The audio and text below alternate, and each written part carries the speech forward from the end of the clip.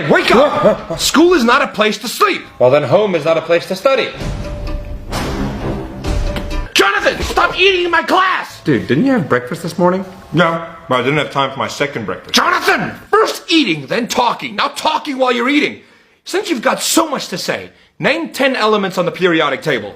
Second breakfast. Can I just say that of all the idiots, in all the idiot villages, in all the idiot worlds, you stand alone, my friend. Fine, I'll come write it on the board if you don't believe me. Second breakfast. He is officially the smartest kid in the world. His mind is greater than all of ours combined. His brain power transcends time and space. Should we tell him? Absolutely not. It's not possible. Sometimes my genius is... it's almost frightening.